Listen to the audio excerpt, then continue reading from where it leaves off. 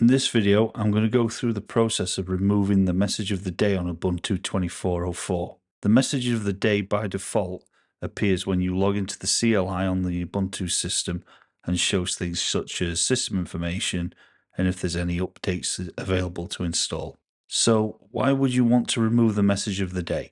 It is pretty harmless after all, but for me, it's because on slower systems such as a Raspberry Pi, the message of the day can take a few seconds to run, which can delay me getting something done on that system.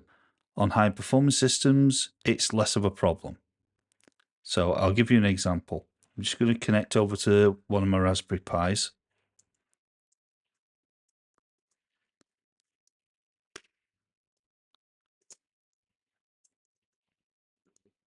I'm just about to press enter now. And you can see that took about a good 3 seconds-ish to load. So I'd like to remove that from getting in the way. Another reason for removing the message of the day is because you want to put a custom message of the day on there, or you might just want part of the message of the day that makes up what you're seeing on the screen at the moment. First, open a terminal app of your choice. In my case, I'm just going to use iTerm 2. Once you're ready, connect to the system that you want to make the changes on via SSH.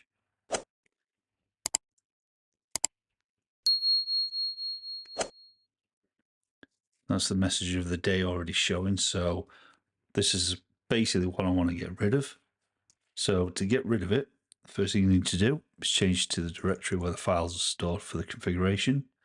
So in this case, it's /etc/update-motd.d. Let's have a look at what's in there. So ls-lhe.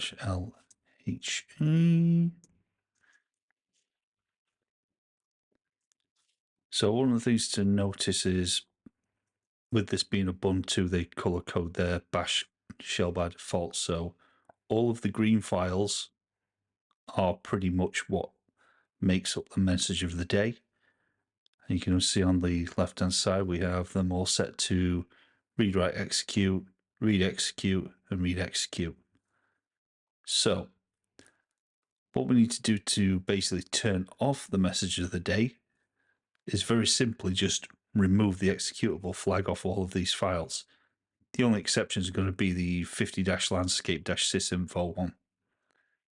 So to do that, we just need to do sudo space chmod, and you can do either 644 star, or you can just do chmod minus or -x star. Either way will work the same. Put your password in when prompted. And if we do an ls-lha again, you'll notice they're all white now because the executable flag has been removed. So to test this very quickly, I've just got another tab open. I'm going to SSH in again.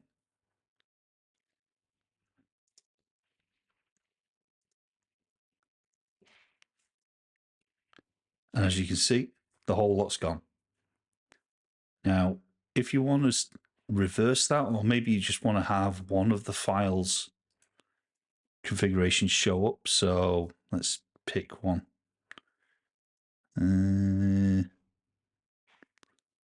Which one should we go for? Let's go for 90 updates available. So all I'm going to do is go back and sudo chmod 755 90-updates available, or I'm going to just do +x, do another ls-lha. You can see that's now green, and the flags against it have executable on there. So I'm just going to log back into that again on a different tab.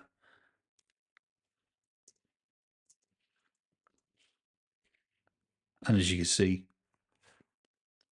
the bit for the updates is now showing on the message of the day. Thanks for watching. If you liked the video, please like and subscribe, and I'll see you in the next video.